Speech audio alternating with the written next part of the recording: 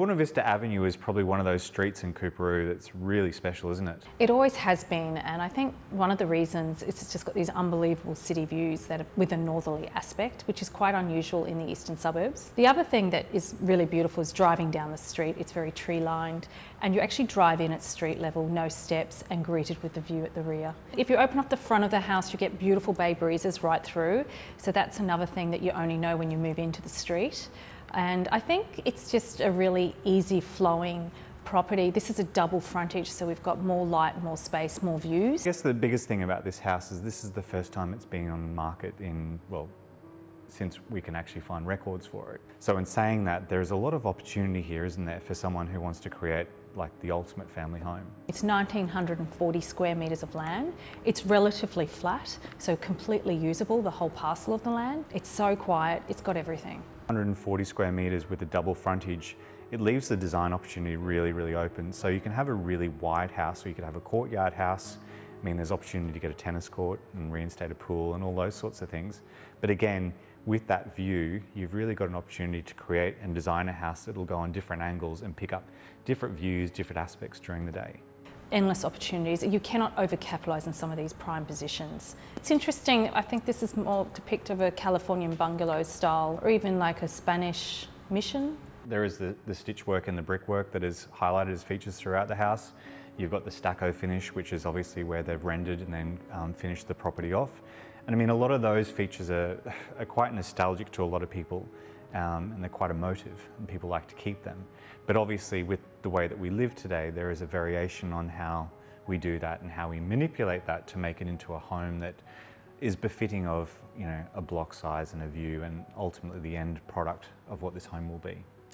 I've seen some amazing transformations with architects that have worked with the original bones and then done this amazing vista at the back with the views. So that will be really exciting to see what, you know, listening to people's ideas and what they're going to do here. I've always enjoyed that sort of juxtaposition where it's a nod to where we've come from, which I think is important to retain because it just shows what has happened in the past and where we're going to.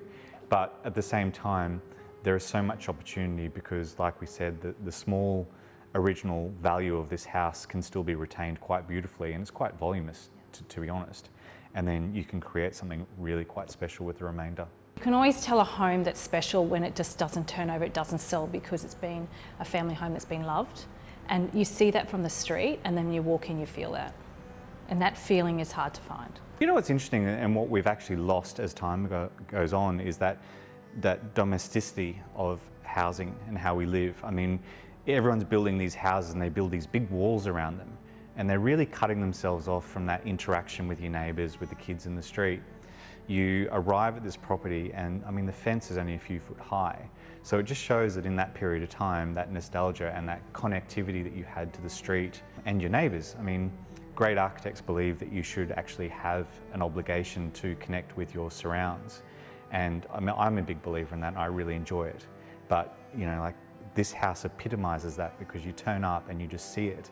And there would be an absolute, you can imagine talking to the owner over the fence about their garden because it encourages that kind of living. And I think they're the things that we lose and that we shouldn't be losing. And that something like this, with this sort of land, you don't need to compromise that and build this big wall. You can actually have all that, and you can have what we need today. It's a really beautiful example of something you can create that will be a generational asset and a really special home, and to live in it beautifully.